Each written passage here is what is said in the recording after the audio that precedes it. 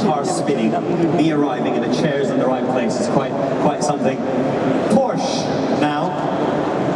I'm not going to tell you anything about the car because we've got someone to talk to us about it. I think it's 15-time Le Mans entrant, 5 times in a Porsche, British touring cars, Formula 1, Top Gear presenter, 5th Gear presenter, more, extra gear presenter, and no idea on cars, all the idea. Tiff, Needell, ladies and gentlemen. More. Tiff, I got you a seat. How nice to see you. Wow, nice to be here. What a wonderful place to have a classic car show. This gorgeous architecture and construction. And it's just, I think it's a perfect place for a classic car show. And there's some lovely people here and some beautiful cars. Well, certainly this Porsche is absolutely stunning. I mean, it's a very special car. You have my 14 Le Mans, I did 5 I thought it was 15. I think you're missing 14. 14, yeah. And yeah, 5 of them were in Porsche 956, 962. So it's a car that's... You've got good memories. Good and bad. One threw me into the barriers at high speed, one tried to burn me to death. One car threw you into the barrier? Were you operating the car when it went? I was operating the round thing in front of me, but not operating the bolts that were braking and the rear suspension. Oh, so, really? What happened there? Yes, that's where I rolled out. We caught fire once, but then I finished 3rd in 1990. In fact, it was the last ever time a Porsche 962 was on the podium at Le Mans. We were only beaten by the 2 Silk Cut Jaguars. Hey, that's not bad. Privateer Porsche finished 3rd overall, so I was very proud of 1990 to be on the podium at Le Mans. So Le Mans, 14 times Le Mans, it must have been a pretty epic time. I mean, in these cars as well, the top speeds were sort of, well, I talk kilometers, but 400 kilometers an hour down the Mulsanne Straight. Yeah, wonderful. I was always good on straights as well. Then I liked it. It was a bit of a bugger when they put the chicanes in, because I had more corners to get around. But up until 1989, so I did about what two of my 5 in the Porsches with the long Mulsanne Straight, and then 3 with the chicanes. But yeah, so Group C racing, epic time, high performance. You must have loved it. Was that the best memories? I just got lucky, basically. I tried to be a Grand Prix driver, and I got through. I made 1 Grand Prix start in 1980 for Team Ensign, a sort of a back of the grid car. I was only substitute injured driver, and he got better. So I'd got all the way up through the single seaters, got my Grand Prix tapes. I've been a Grand Prix driver, which was just, even if it was 1 Grand Prix, it would be so much to me. Grand Prix driver. So much to me. No money, didn't buy it. But I couldn't get that permanent Grand Prix drive, so just I sort of falling away from the single seaters. This Group C formula started in 1982, and it was just the most wonderful formula because it was a simple formula. You know, you have so much fuel, do what you want with the fuel. The tank was 100 litres, but each race had a different maximum usage. And Porsche just got ahead of the game and came out with this amazing Porsche 956, and also offered them for sale to privateers. Which was really the great thing, and they were quite reliable and... Yeah, built like a truck, except when the suspension broke or they caught fire. But incredibly reliable machine. The customers, they let them compete head-to-head with the works cars, and you could beat the works cars with strategy drivers, yeah, as I have did. And so it was a great start. Then gradually, Porsche dominated for about the first 3 or 4 years, but gradually Group C picked up, other manufacturers came in. We had Toyotas and Nissans, Mercedes, and Jaguars, of course. It became the most wonderful sports car formula for 10 years. I was reading that Group C was at its height was as popular, if not more popular, than Formula 1. That was its problem, Max. I remember 1989, the last race of Brands Hatch Grand Prix Circuit World Championship round. I think we had 32 cars on the grid, 26 with Group C1s, and then there was about 10 of the smaller C2 cars. Now, I've got photos, and the whole of Brands Hatch was absolutely ram-packed. Most amazing 6-hour race. But Bernie Eccleston was watching all this and thinking, well, hold on a minute, it's a bit popular. He was just launching his new 3.5 litre normally aspirated formula to get rid of the turbo era. And he only had about 2 manufacturers. He was rather jealous of Group C having all these manufacturers supporting it because it was a great championship. So he then decided to push a few strings and say, right, Group C is going to have 3.5 litre normally aspirated engines from next year, hoping all the manufacturers would follow in and this and they'd all come Formula 1, but instead they all gave up. And Group C just died a very sudden death. I mean, Jaguar produced that wonderful XJR14, that purple Ross Brawn pipe car that went around corners like it was on rails. An unbelievable car. But it killed the sort of privateer influence, it killed a lot of manufacturers, so Group C quietly died away in the early 90s. And so, you know, for all of us watching Le Mans and watching watching Formula One, it must be completely different endurance racing. Obviously, it's silly thing to say, completely different endurance racing and single-seaters, but which one did you prefer? Which one did give you more satisfaction? Everyone says the single-seater is, wow, amazing. That's always a single-seater. As a pure racing driver, you grow up Formula 4, Formula 3, Formula 2, luckily Grand Prix, and you're sitting in the middle of a car's designed just to go around corners fast, you can see your wheels, you're out in the air, it's just wonderful. Single-seaters are wonderful. Then of course you go to these things, I mean, you limited visibility, you're sitting on one side of the car, through the A-pillars you can't see things, and so all of a sudden you've got a bit of claustrophobia sitting there with a roof all around you. And they're heavier cars, you know, they've got more stopping. The Porsche actually came out a synchromesh gearbox, whereas I've been going click, click, click in a Formula 1 car. It's a bit of a ponderous, because they wanted it to be reliable for long distance races, so we moved it. But it actually had a key, so it was a turnkey car. Porsches always laugh about this, you would actually key, turn it on and off. Whereas of course racing cars, it's all flicking switches up and down the fuel pumps. But single-seaters are really the most rewarding cars to drive. So. You see, I look at single-seaters and I think, yeah, you know, it's Grand Prix and it's you think Monaco and the yachts, but there's something about a race like Le Mans. The night time, they're driving down Lausanne Straight at night, the fires, the fireworks, the funfair, the whole atmosphere. I mean, that's nowhere else in the world. That's wonderful. As a driver, there's a lot more driving as well. You know, a single stint was like 50 minutes, double stints, an hour and 20, I can't multiply times 140. But you know, you couldn't do that. Nowadays, it'd be like triple, quadruple stints at the Mans. They're sitting there going, yeah, change down, down. Power steering. We were in the resting, the flipping Porsche around the corner, pumping up the brakes down the straight, because they work after time and changing gear with this big heavy. So it was a tough old job as a Group C driver, and so physically it was very limiting, and yeah, but it's still a great, you're in that kind of hot and sweaty. It was 60 degrees centigrade in the cockpit. Inside the wearing all your clobber and your balaclava. And we had no fitness regimes in those days. In fact, I told the story only about my first Porsche 956 race was a Kramer Germany team in 1984. So 1984 I was racing Group C in Japan. It was really hot in Japan. They just started to introduce water bottles, so I got used to having a water bottle to drink a little bit during a stint, which was unheard of to me. So when I got to Le Mans with this German Kramer team to drive a Porsche 956, I timidly suggested, maybe we could have a water bottle in the car. Tiff, you're a professional driver, you'll drive, not drink.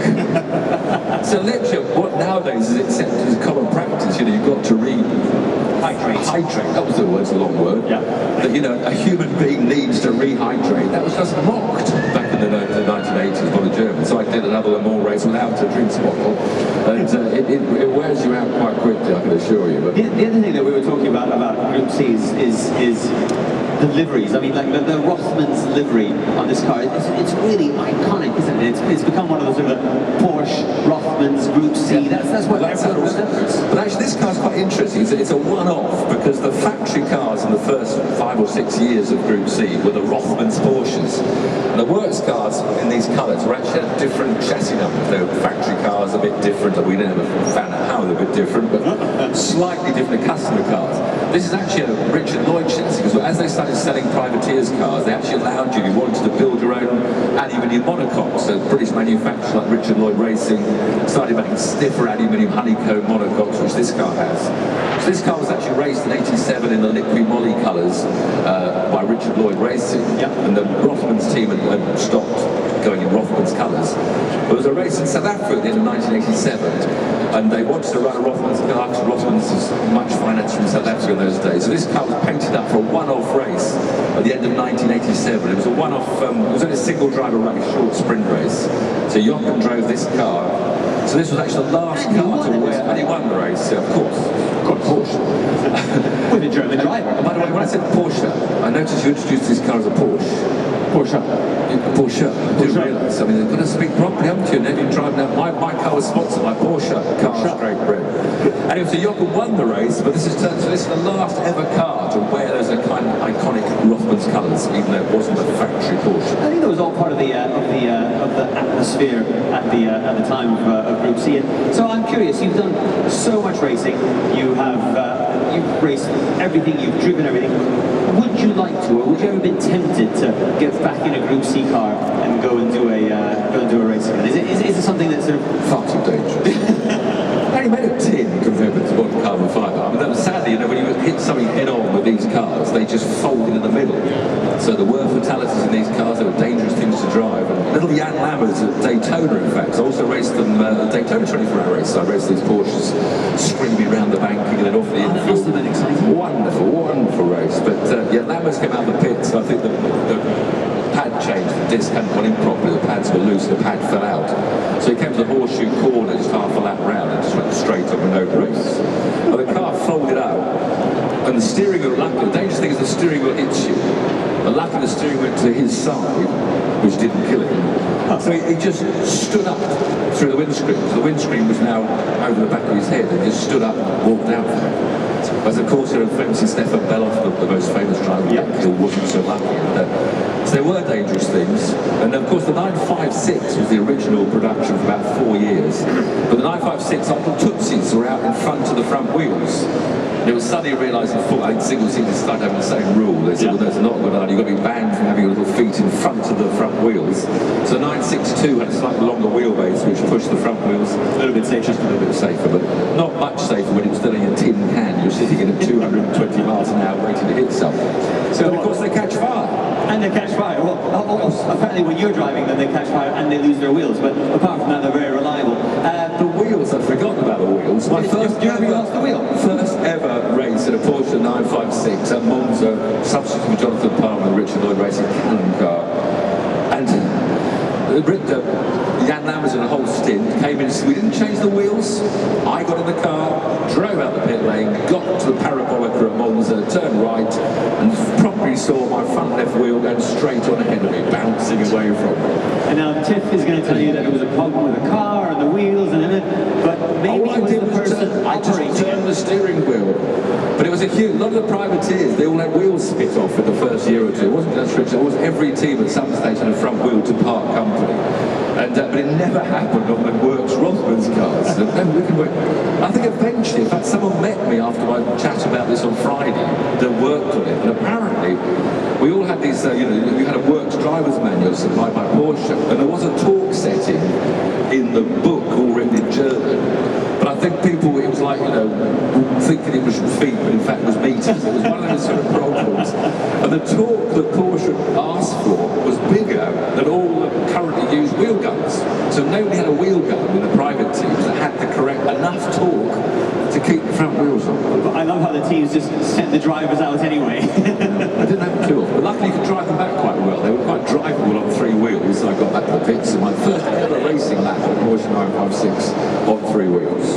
So you were talking earlier on about it was a physical car to drive, Le Mans, long stints, fighting the steering.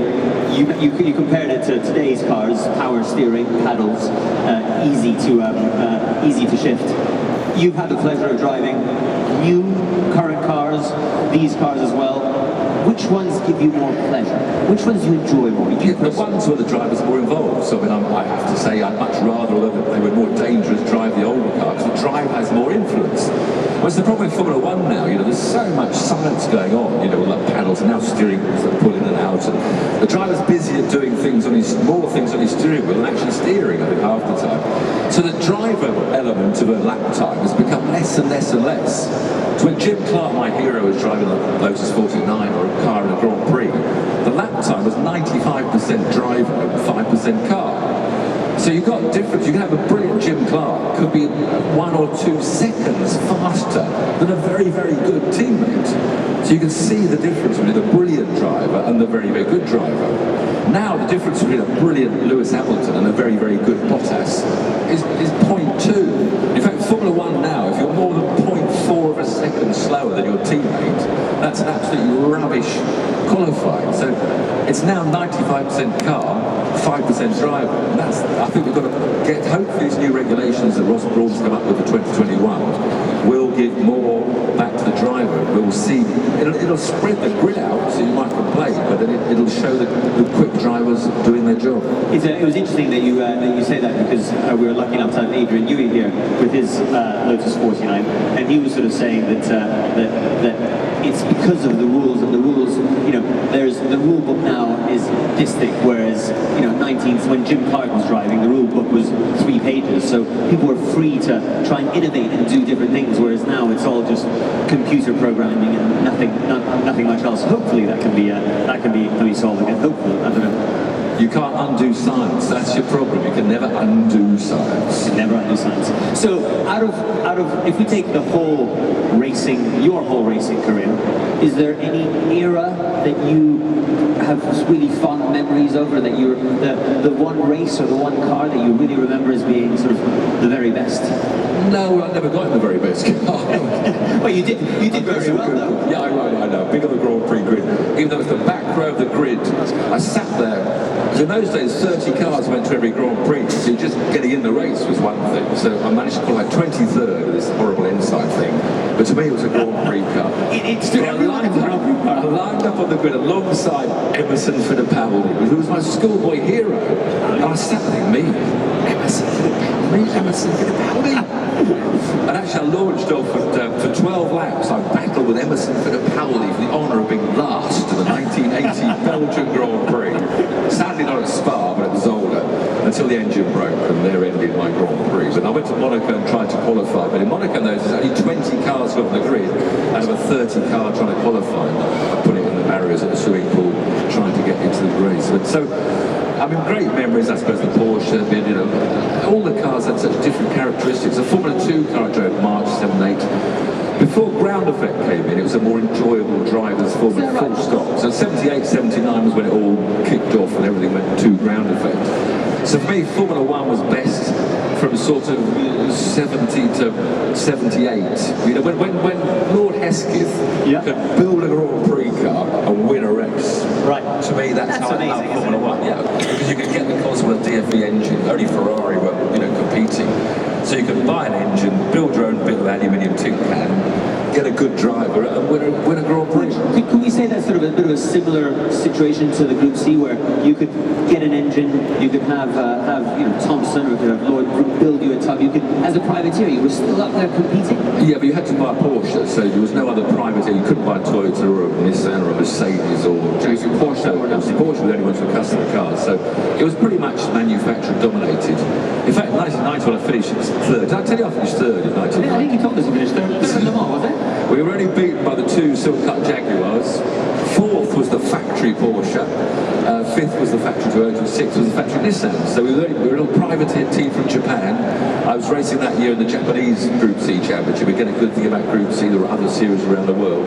And it was the Japanese owner that wanted to go to Le Mans and sent us out there, a little small team of Japanese mechanics to finish third overall. So it's quite a special story. I was going to say that must have been a really not a special story, but a special moment to come third at Le Mans and beat some Works teams as well. That's obviously down to your good driving. Obviously. Now you told me the other day that at Le Mans at night you sort of your senses are heightened and you can sort of see and smell foods, and I mean, is that really true? Is that true? Totally true. It's the one thing about racing driving. You see them crash, we jump out and walk away. We don't think anything about it. And the whole thing about racing driving, you don't get shocked because you're concentrating 100% what you're supposed to be doing. It's the only lesson I give from motor racing to you lot driving on the roads, is to concentrate 100% on what you're supposed to be doing. So I'm like the rest of you, I'm going along, sat there, where am I going, radio station, I look up and someone's pulled out, I swerve and miss them, and 50 yards up, my knees are all going, oh, flip. I've been shocked. I've only been shocked because I wasn't concentrating what I was supposed to be doing, was driving the flipping car. So we are concentrating, your life depends on it when you're a racing car. But also you're pumped full of adrenaline, which is a wonderful drug that heightens all your senses. In fact, when you have accidents and stuff, it all happens in slow motion. You can rethink it, and where am I going to hit the barrier? You're always trying to do something to minimise what you're going to hit next. And so it's the same with your smell, because you're always about 5 or 6 o'clock, 5:30 in the morning at Le Mans. The first time a person put one bit of bacon on their barbecue, you'd smell it like it was, next to the car, and you could smell beer at night sometimes when you went to the fairground. And all the time you're concentrating, I can't sometimes believe I did it. privilege, you know, because it was such a different world to be in. And so lucky I feel that, you know, I had the career I did, you know, I didn't become a world champion superstar, but I drove so many different cars around the world. And I had those experiences, and it's just a different life, different world that I feel very privileged. And it's a shame you all can't sit in that for an hour and a half, because it's just the most amazing thing. I don't know if we'd all want to sit in that for an hour and a half. It's hot, it's heavy, it's difficult to drive, but no, I think that's a really good insight into Le Mans. Did he tell you 14 times at Le Mans, third beating the works cars, Formula One driver as well. I mean, wow, what a racing career. I'm impressed. I think we all are. Well, thank you very much for your insights into Group C. Hopefully, it gives you an idea of what it was like to be at Le Mans with these Group C Porsches. And if you hang around, maybe we can get some guys to get some pictures. Yeah, got a quick selfie now. Now's the time. Don't have to walk around in selfies. Got a picture. Come down here and have a picture with me in the Porsche. Thank you very much. I'll leave you with Tiff. Thank you for your attention as well. Thanks for your time.